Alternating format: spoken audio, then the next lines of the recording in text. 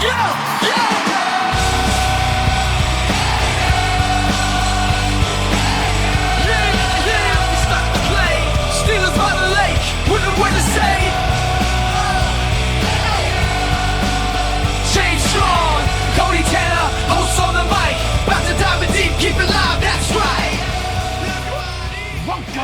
to the Steelers by the Lake podcast. My name is James Strong, joined once again by my co-host Cody Tanner. Cody, how are you on this absolutely gorgeous Saturday afternoon? Man, I'm doing fantastic. It is a gorgeous Saturday. It's hot out there. I just got back from the store. I need to grab a Red Bull. It's hot even in my apartment. I'm wearing a hoodie because I'm limited on my Steelers attire right now.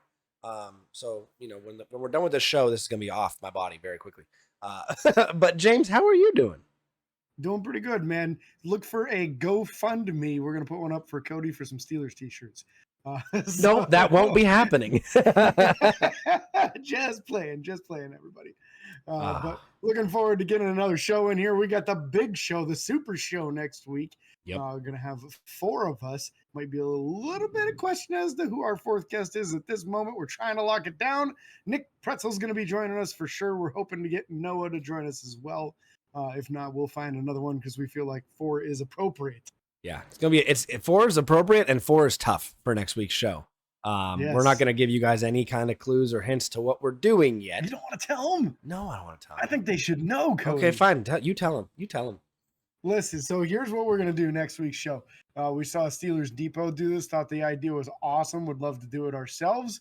And it's a lot different because the age group of our dynamic is a lot lower than theirs. Might give you some different opinions on who people would prefer. We're going to do a Steelers all-time fantasy draft. It's going to be a snake draft style, so whoever picks first overall will pick 8th overall in the second round. Everyone gets 1 pick per round, and whoever's last in the first round is first in the second round, and it continues like that in order to make things even for people. So we'll try to assemble our favorite team based off of that with a little strategy involved, of course, depending on where you end up picking. And I think it's going to be a lot of fun. That's going to be the whole premise of next week's show, because I don't expect there to be a lot of news between now and then. No, not a lot. We will get to the news we have this week. We are going to go over, the last 3 weeks we've gone over the AFC North roster. So we went through the the Bengals roster, the Ravens roster, and the Browns roster in some of that order. And so now this week we decided we're going to go over the Steelers roster. We're going to break it down, go over the starters, go over the plan as of now and what we think the strengths and the weaknesses could be with our own team, kind of like a self-diagnosis or self-film or watching diagnosing, whatever. But we do have some news all over the NFL. Self-scouting, that's the word I was looking for. Thanks, had a stroke there. So we're going to go over some Steelers news. First thing on the board today, Cam Sutton. We brought him in recently. He did just get suspended for 8 games. And he will not appeal that. Again, obviously he had those domestic violence charges or whatever was going on in Detroit. Lions released him. He came back to us recently. I had to have imagined that Pittsburgh knew this was coming when they brought him in. Absolutely. I'm assuming when they went out and signed him, they reached out to the NFL and was like, hey, what's going on here? So they probably knew this was coming, but that's going to be a good chance for maybe some of these other guys, some of the guy from Texas and some of these other players to get a chance to play at the cornerback position. So we'll check that out. James, we got people working out this offseason. We do. Before we go to that, I just want to say real quick, Cam Sutton put himself in this situation. Yep. If you're ever in a situation where you're upset with a woman, just remove yourself from the situation. It's never okay to raise your hand, ever. So, yeah, ever, period. Moving on to people working out. Russell Wilson, Pittsburgh's current I thought we were going to talk about you. I thought we were going to talk about you working out. No, man. I got 3 more weeks of it, and then I'm down for the count. There we go. Russell Wilson out here throwing some footballs with none other than DK Metcalf, Scotty Miller, and Quez Watkins. So some of those back of the roster guys who are trying to fight for that, 2 through 5 wide receiver position, getting some experience in with Russell Wilson, and it's a timing thing. That's what this is helpful for, is timing of specific routes of when you break and whatnot, to know where he's going to put the ball, whether it's going to be up above your shoulder or maybe lower, or however he likes to do it. Maybe even get familiar with how fast and how hard he throws the ball. Yep. Gives you a little bit of a leg up to be comfortable with that going into full-on training camp. And then DK's just worked with DK for years and years. So Yeah. that's just a familiarity. Everyone's like, oh, Pittsburgh's going to trade for DK. No, it's just they train together in the offseason. It's what they do. Yeah. Two other guys training. Would I like it? Sure. I'd love DK, but it's not happening. No, not at all. TJ Watt and Nick Herbig have been training together this offseason, which is fantastic for Nick Herbig, because coming off of TJ Watt having phenomenal years back to back outside of an injury year. That's great for Nick Herbig. And Nick Herbig, I already thought when he came out was going to be a phenomenal player. I was high on Nick Herbig. I kind of, my over the top prediction last year was him having double digit sacks. But would you have met at like 12 sacks? I think I just said double digit, but either way, I still think he has the potential for that if the snaps are there and things like that. So we'll see what happens, especially if he gets this training in with TJ Watt. You never know.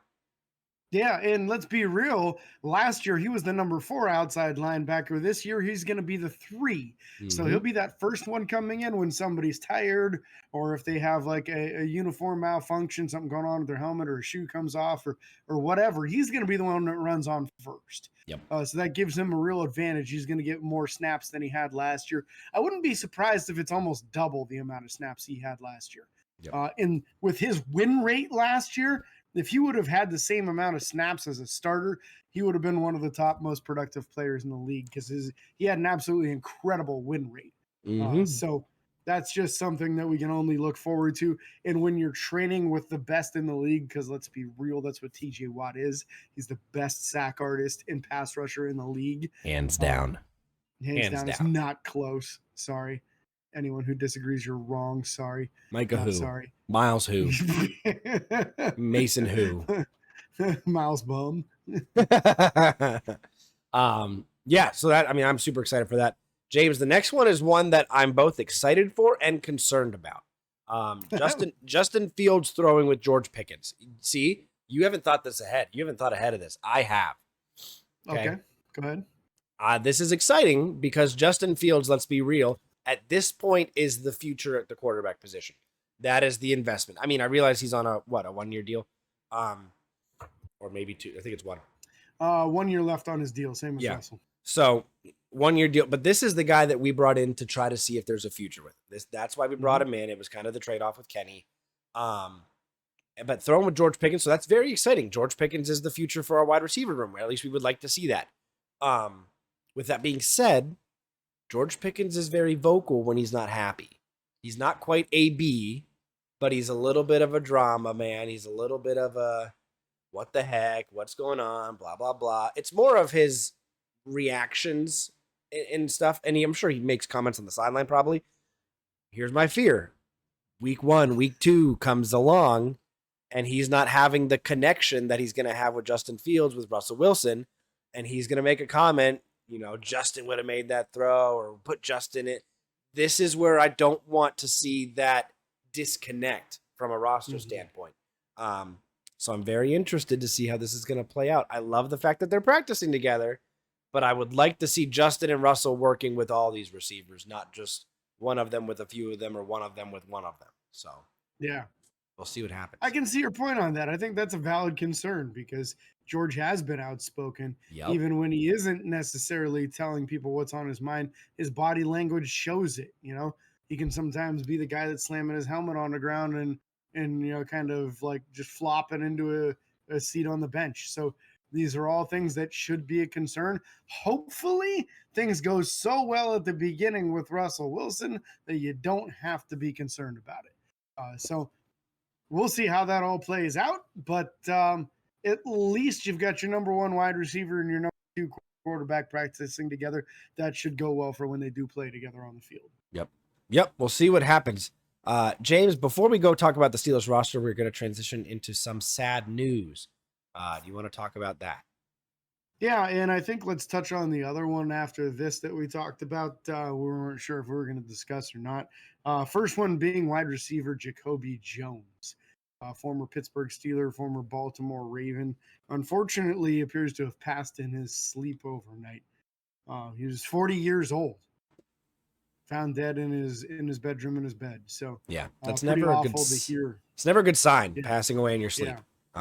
Yeah. At Not. that age, that makes you fear that it's a heart attack or Yeah, something awful like that. yeah. So So our prayers and thoughts go out to Jacoby's family and all the teams that he's played with. That those people he's played a lot with the Ravens. Um, he's probably most well known for two things: his two Super Bowls in Super Bowl, what was it, 47? I think it was I'm 47. not gonna know the number offhand. Whatever. Super Bowl 47, I'm guessing, against the 49ers. He had two touchdowns in that game. And then also the play that Mike Tomlin, he was doing a return against Pittsburgh, and Mike Tomlin kind of inched his way kind of towards the field and jumped back in. So that was always a funny memory. So our prayers go out to them. And then we are going to transition. This is something that James and I debated on talking about. We don't consider ourselves heavy political people.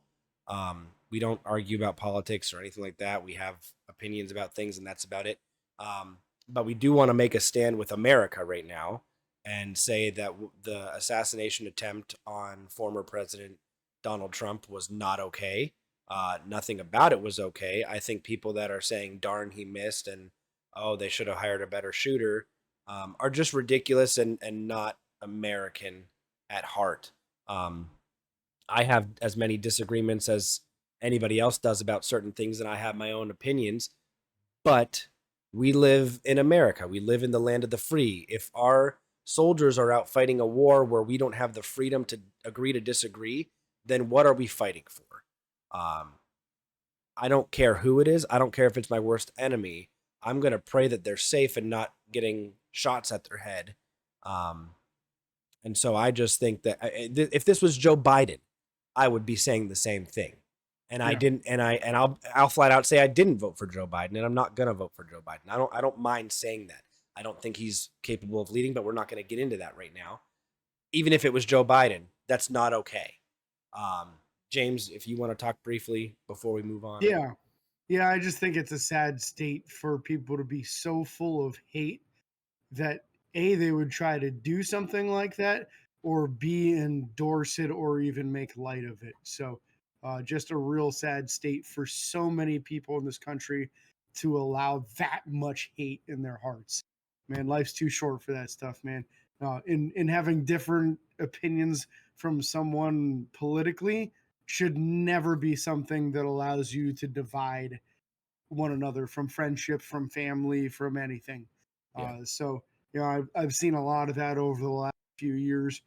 Family members just not even wanting to talk to each other or socialize based off of differing political opinions. Yeah. And it's really sad that people would allow that to come between family, friends, neighbors, anything. Anything at all. So I think we all have to do better in loving each other more. Yeah. No, 100%. And James, I'm gonna end this little discussion with this, because I don't talk about it enough on the podcast. Not that it ever comes up, but I just want to take this moment to share it. I don't care who our president is. I know who our king is, and I serve a God who is amazing. I serve a God who loves me and loves you, whether you believe him or not. I am a devout Christian. I have a relationship with Jesus, and I'm thankful for his sacrifice on the cross for me. And so I don't care who's in the Oval Office. I will pray for them. I will support them. I will do what I need to do as an American, but do not ever expect us to support anybody threatening the life or attempting to take a life of somebody else. That's just where I stand. That's not happening. Yeah. Nope. So with that, James, we're going to move on and talk about the Steelers roster, because we're a Steelers podcast. We should maybe do that every once in a while. That's it, man. Let's talk about something we can be a little bit more upbeat about, and it's because of the improvements made upon this roster, right? As we did with every team, we always start with the quarterback position. Pittsburgh has obviously brought in a bunch of new talent at the quarterback position, starting with the projected starter of Russell Wilson, 9-time Pro Bowler and a 1-time Super Bowl champion. Backing the Chicago Bears. If not the most athletic quarterback in the position, he's going to be top 3 with Lamar Jackson and Anthony Richardson. Incredible athleticism from this young man. He almost broke the single season rushing record by any quarterback. He just got pulled early in the last game. He was on pace to beat Lamar Jackson's record. Yep. So tons of potential and reason to be excited about those two. The quarterback behind him, and Kyle Allen, is a journeyman who's got lots of experience as a third string quarterback. And the very last guy listed, John Rhys Plumlee, a very athletic, smaller quarterback. Not the greatest arm in the world, but I did hear rumors that he was getting some opportunities on kick return units in these early offseason practices. So that could be something that they would like to do. He was a 4.55 40 guy, so pretty darn fast for a quarterback, and athletic enough that he might be able to do some fun things. So the rumors of what they might have been doing with Justin Fields on kick returns, maybe they're just going to mess around with that with John Rhys Plumlee in the preseason. Yep. Plumlee, rookie out of UCF, 6 foot, 200 pounds. James, you want to know what I think about when we talk about these guys, these quarterbacks doing kick returns? What do you think about it? I think about if you have a guy on the left side or the right side, and they know that if the ball is kicked to the opposite side of the field, take a step back when the quarterback receives it, he will move forward past where you're at and then chuck it across the field to where you happen to be. That is absolutely the strategy. It's going to force people to stay spread out across the field. I mean, that is ridiculous. And I'm very excited. That's exactly what you're going to see. I'm very excited to see this. Even if it doesn't, somebody overcommits to one side, that's exactly what's going to happen. Even if it doesn't work, I'm excited to see it. Yeah, it's like in the preseason. It's like a train wreck. It's like a train wreck. You hate to see it, but you can't help but watch, man. Yeah. Let's talk about the offensive lineman before we go wide receiver and running back and tight end room. Wow. Listen, you gotta give the big guys some love. They don't get enough. Keeping me on my toes today. I'm trying, man. You got a ballet slipper them toes. Started the left tackle position. Troy Fautanu is technically listed as the starter already.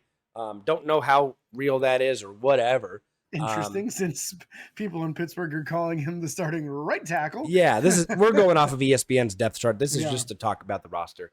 Dan Moore Jr. and Deverly Hamilton are listed behind him. Again, this is more of we want Broderick Jones to play left tackle. That's why they brought him in there. They brought Fautanu in there to potentially play right. So we'll see what happens there. And then you have the inside guard position, left guard position, Isaac Siamalu at the left guard. He will be the starter. That's nothing. There's no competition there for him right now. Mason McCormick and Joey Fisher listed as backups. Center, Zach Frazier. I do expect him to be a day one starter. I'm not saying necessarily. I mean, I'm assuming preseason he'll start as well. I don't know why he wouldn't, but Zach Frazier being the first round draft pick out, or excuse me, second round draft pick out of West Virginia this year. And then followed by Nate Herbig, not Nick Herbig, to clarify. Nick Herbig's on the defensive side of the ball. We have the brothers. And Ryan McCollum listed as the backup centers. And then right guard James Daniels, again, no competition for him at this point. Spencer Anderson's the biggest name, I believe, on the backup list at this point. That could potentially get some playing time, heavy playing time in preseason, just to kind of see, because they've used him around multiple positions. They may want to see where he's doing, see how he's doing in the preseason. So we might see him inside, we might see him outside this offseason, or preseason, excuse me.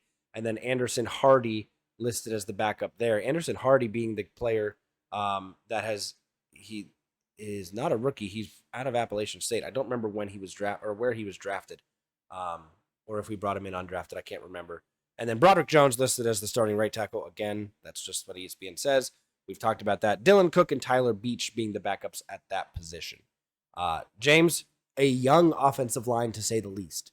Yeah, so this is something that we should be optimistic about. When you look at the last couple of years' drafts, we've got 2 first-round picks at tackle, both of which expected to start. We're expecting to see Broderick Jones on the left, Troy Fautanu on the right.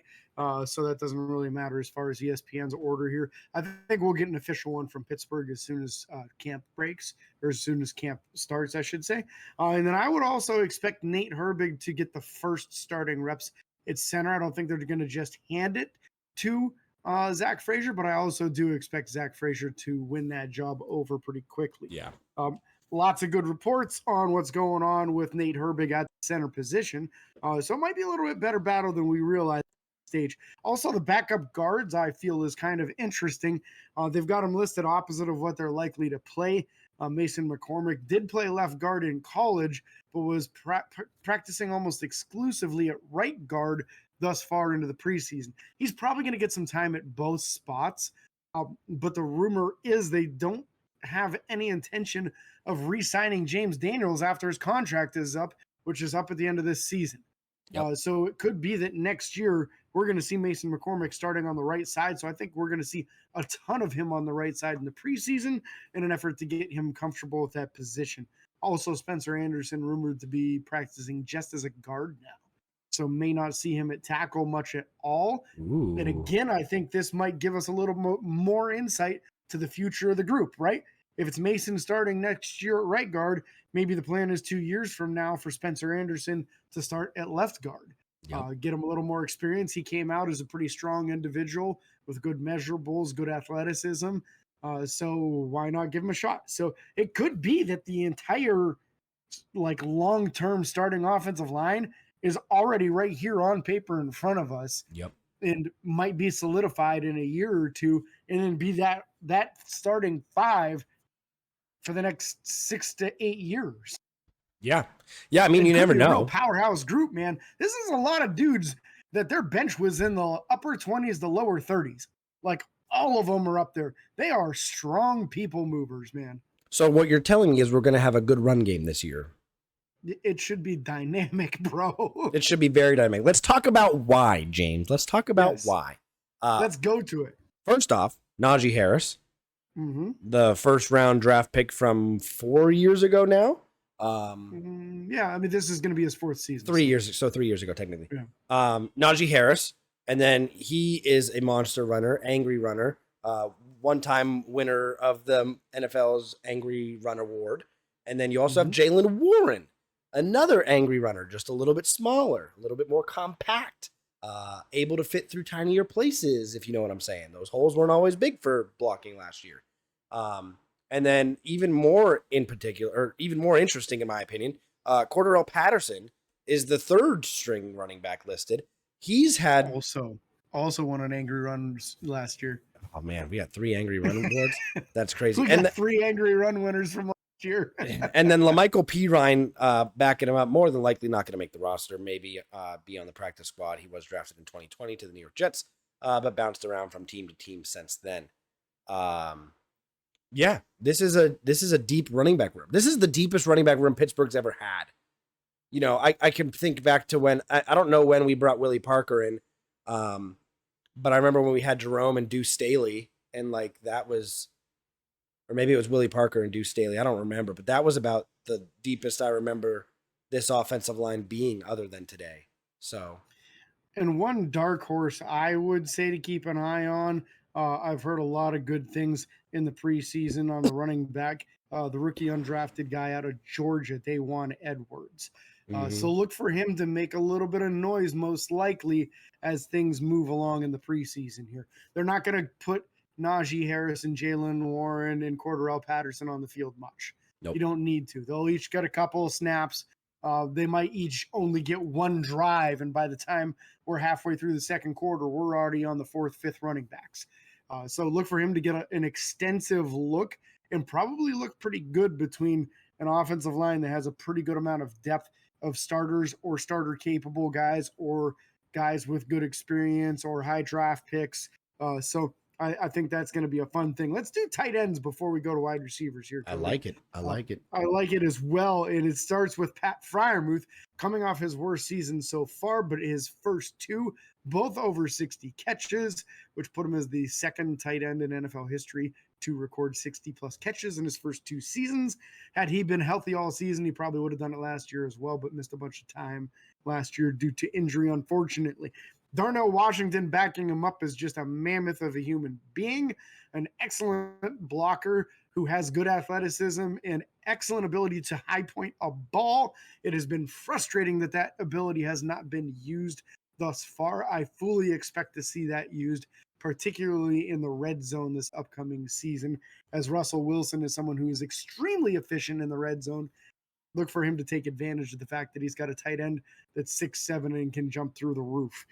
Backing him up, Connor Hayward, more of a fullback size body, but an athletic dude with good hands. Michael Pruitt, and then let's not forget the tight end from last year, Rodney Williams, who's not listed on this particular depth chart. But Rodney was excellent on special teams, and all of a sudden that's a little bit more important with the way the rules are now. He was very good on kick coverage, getting downfield and getting tackles. So I could see him edging out Michael Pruitt for that fourth position there because of how good he is on special teams. And Michael Pruitt being kind of an older guy, I want to say he's like 31 or 32. So I would not expect him to be as prolific in kick coverage units. Pruitt's 32. The big news or the big thing to watch with him is he did come over with Arthur Smith. Technically, he played the last 2 seasons under Arthur Smith. So that is the kind of thing, the one thing he has going for him.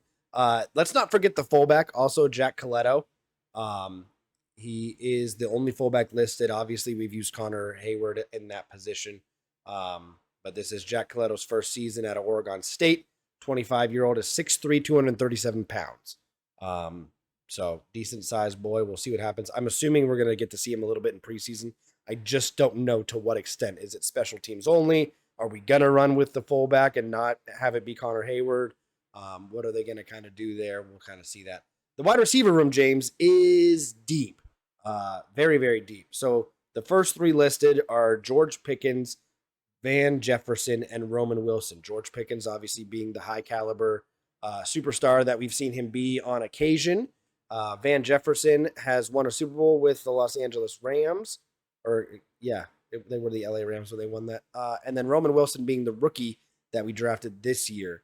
The first set of backups is Calvin Austin III. We both expect him to get a lot of playing time in the preseason and seeing how he can perform. Quez Watkins, we talked about him, and Scotty Miller are also listed as second stringers. Both those guys throwing with Russell Wilson this offseason. Des Fitzpatrick listed as a third stringer. This is a guy out of Louisville that we talked about highly a few years ago. He had a good game in one of those bowl games. We wound up bringing him in, which was fantastic. Haven't gotten to see him play a whole lot, unfortunately. And then we also have Marquez Callaway and Deuce Watts listed as third stringers. Callaway is out of Tennessee. He's 26. Not a whole lot of information on him. Deuce Watts, I don't know a lot about. And then we also have Jacoby Copeland and J. Ray Jenkins. Jacob Copeland, excuse me. Jacob Copeland had a story with him coming out of high school. I don't know if we've ever talked about this. Did we ever talk about this? It's not really important now, but Copeland got a lot of love and support after when he made his decision to go to Maryland. He did it live on TV, and his mom got up and walked out of the room. Like, she wanted him to go somewhere else. And it was crazy. It was all over social media. I just remembered that as I was getting to his name. So he's in the NFL now, Mom. Don't worry. Yeah, right. Seems like he made the right decision, maybe. So wide receiver room, as Cody said, really loaded. To me, it's the story of which one of these guys is going to step up and be the number 2. We know George Pickens is the number 1. He had a significantly better second season than he did his first season, and his first season was good. Yep. So if we get that same kind of jump from year 2 to year 3, we could be talking about a top 10 wide receiver in the NFL. Now, my big question is Roman Wilson ready to go right out of the gate as the number 2? Is Calvin Austin developed enough that he's ready to be the number 2?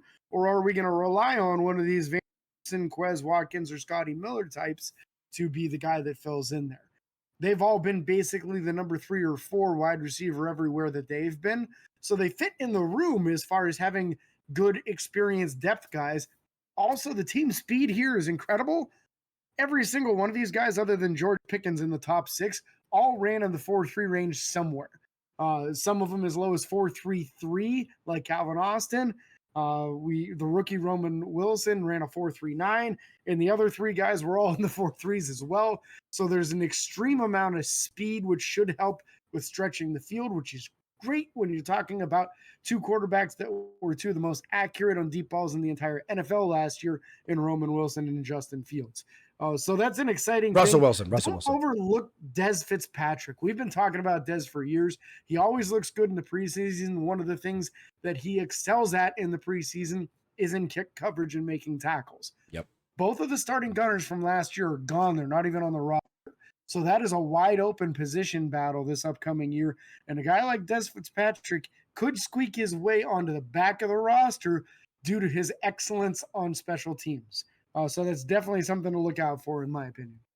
Yeah, the one thing I want to add here before we move on, a lot of people are saying that George Pickens is going to Pittsburgh's going to realize George Pickens isn't a true number one. We've seen him have a pretty decent performance so far in his career with lackluster, to say the least, quarterback play. If he gets even remotely better quarterback play out of Russell Wilson or Justin Fields, he's going to prove he can be a number one. I have faith that George Pickens will prove that number one capability this year, and I'm excited to see it. Let's jump over to the defensive side here, Cody, with the defensive line being first group here. Obviously, Cam Hayward is the right defensive end / defensive tackle, however you want to classify him, a 6-time Pro Bowler coming off of a year where he played the whole year with a groin injury and did miss a large portion of it. He's had surgery to correct that and should be good to go. The nose tackle, Keanu Benton, will get to start the year as the starter this year. I think long-term, he's going to be more of a defensive end for Pittsburgh because he has very good pass rush ability. In fact, I think it's better than the opposite defensive end, Larry Ogunjobi, who is still starting, but just because there isn't really anybody better on the roster at this stage. So there's a real opportunity for the guys behind him. Montravius Adams was the starting nose tackle last year, will back up Keanu Benton this year. Dean Lowry, the free agent brought in, who's an older prospect, above 30 years old at this stage in his career, has had some moderate productivity, is a capable guy, a high-end backup, could spot start if you need him to, and don't expect him to be an eyesore or a real casualty if needed. The next guys are all in a pretty large battle, whether it be Isaiah Loudermilk, Marvin Leal, or rookie Logan Lee. Rookie Logan Lee being a 5th round pick or a 6th round pick this year? He was a later round prospect. Yeah, he was a 6th round pick. Yep, Isaiah Loudermilk will be going into his 3rd season now, I believe. He was a 4th round pick that we traded up to get in his draft. And then the Marvin Leal, a 5th round pick. Yep. Yeah, that's right. We gave up a future 4 to move up and get him. And then the Marvin Leal, the 3rd round pick coming off his 2nd season, still hasn't popped yet. Nope. So these 3 guys might be fighting for one position on the roster. Oftentimes it's 6 or 7 defensive linemen that Pittsburgh keeps. If they keep 7, then maybe 2 of them will have a home, but I don't expect all 3 of them to. I don't really see a scenario where Montravius Adams, Dean Lowry, Larry Ogunjobi, Benton, or Hayward don't make the team. Last couple guys in this defensive line room, Braden Fehoko, who's been kind of a practice squad guys for Pittsburgh for a few years now. Specialty as a nose tackle, not really a guy that gives you any pass rush juice. And then Willington Trevillin. Yep. Also listed as a D end. Don't know much about Willington, to be honest with you. Nope, neither do I. He's out of Rutgers. He's 27 years old. It's his first season. Okay. He's 6'5", 287 pounds. A little bit older guy there. Looking at the linebacker crew. So the off-ball linebackers first. I'm going to look at. Actually, no. Let's look at the on-ball linebackers. The edge rushers, if you want to call them that. T.J. Watt, Alex Highsmith are the starters. 2 guys that are going to be fighting for Pro Bowls this year easily. Debatably sack records. We'll see how that goes. They're both backed up. Obviously, we talked about Nick Herbig earlier.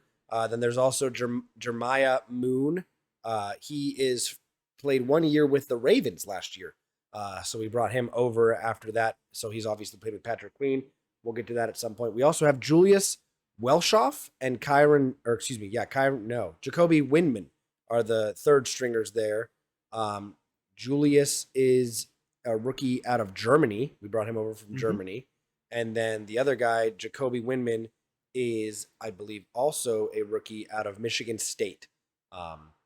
So very young linebacker crew there on the outside. And then interior linebackers, Cole Holcomb and Patrick Queen. Probably the best 2 starters we've had in a very long time. Landon Roberts and Peyton Wilson backing him up. Landon Roberts, again, had that injury last year. Cole Holcomb also had an injury last year. Peyton Wilson being the rookie with no ACL. So we're all right with that. We'll figure that out. And then you obviously have Mark Robinson and Kyron Johnson backing him up. Mark Robinson, James and I have been high on for a couple years now. He's quick. He's a heavy hitter. He reminded us a lot of James Harrison, not quite as big, but similar kind of work ethic from what we saw. Maybe not quite with the gym. And then you also have David Perales and Tyler Murray as the fourth stringers on the inside linebacker position. So some of this is a little bit muddy here. You can tell whoever threw this together wasn't real familiar with a few of these back of the roster guys. Yep. Both David Perales and Kyron Johnson are actually outside linebackers. David Perales actually dropped some weight from last year to this year in order to be a little bit quicker. That was one of his issues last year as a practice squad player for us. Kyron Johnson got on the field a little bit late in the year on special teams. One of the things that sticks out to me of these group here, Julius Weishoff does not count against the roster. He has an exemption from being an international player. So we actually have 91 on the roster due to that. Now, that won't matter when it comes to cutting down to the 53. I don't think that's going to be an issue. Jeremiah Moon, as you mentioned, formerly of the Ravens, actually spent 3 years with Baltimore, and they tried to, at the end of the year, waive him and send him onto their practice squad. Pittsburgh, in a very cunning move, went ahead and put a roster claim in on him and snagged him. And I think it was actually after the regular season was over that they did it. So a very smart move where they were just trying to be sneaky to move a guy around. And we got a guy who might end up being our fourth outside linebacker in the process because we were able to then just put the restrictive tag on him and carrying him into this season. So they didn't really have any say in the process. So kind of a neat move there. So high-end talent, and this is the best middle linebacker room, as Cody just said, that we've had in a while. High-end talent, a second-team All-Pro with Patrick Queen. Peyton Wilson might be the most athletic dude we've seen in that room in a while, other than Ryan Bush's rookie season. Yeah. But he was never that athlete again after injuring his knee. So an exciting thing with this linebacker group in a deep group at that. Going into the secondary, as far as the corners, we've got our number one, Porter Jr.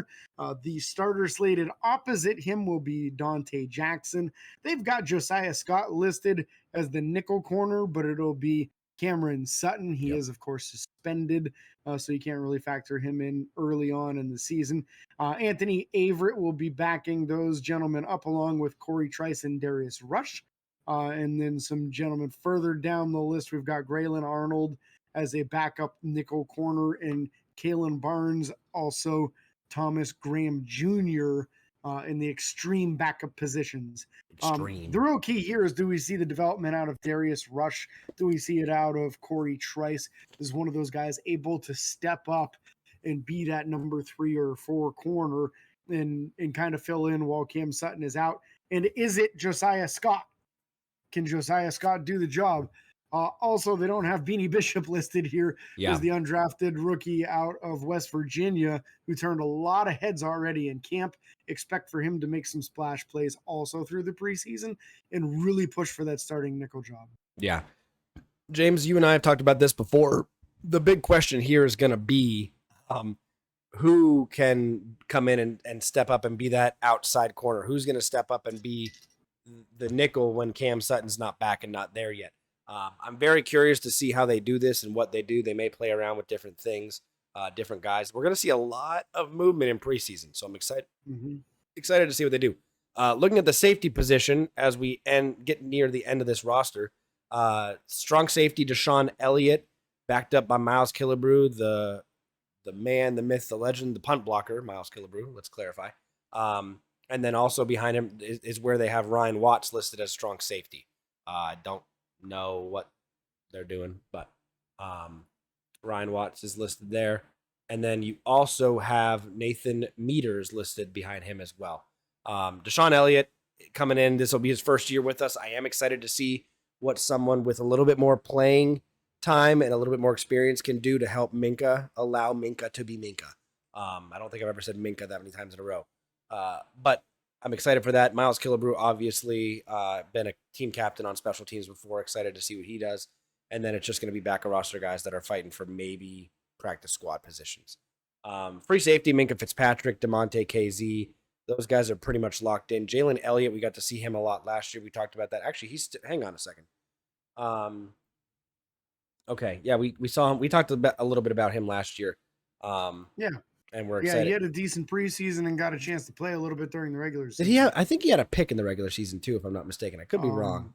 Possible. You might have been thinking of Tristan Thompson. Yep. Who You're right. You're right. Yeah, they released Tristan a couple weeks ago in a move that was kind of surprising, but it also kind of corresponded with Ryan Watts officially making the transition to playing safety. Yeah. When he was drafted, we were concerned, is he quite athletic enough? Is he agile enough to play the corner position? Pittsburgh very quickly decided he might be a better fit at safety and moved him there. So that's an exciting one to me. I can't wait to see him playing safety because this is a big young kid. And as far as his athleticism translating to safety, that's very good. But you have to be a lot more athletic at a corner. So I think it could be a really nice fit. But I'm excited to see Deshaun Elliott is probably the best safety that Minka has played next to his entire career at this point. Yep. And then we'll talk special teams because they matter. Don't worry. Place kickers, Chris Boswell, Bos for president. We've been over that. Matthew Wright is listed on the team. He spent some time with the team when Boswell was injured as well. Punter and holder, Cameron Johnston, the new punter we brought in. Excited to see him. Me and you were both good with PH3, and we wanted to see Presley Harvin succeed. Unfortunately, didn't see it, so Cameron Johnston is in. No competition for him as of now. No other punters on the team. Calvin Austin, the third, listed as the punt returner, with Cordarrelle Patterson listed as the backup. Cordarrelle Patterson listed as the starting kick returner, with Quez Watkins listed as the backup. And Christian Kuntz is the long snapper because they matter too, James. Just ask the Bengals. Just ask those Bengals, yeah. No backup long snapper listed. That should be concerning. Very much so.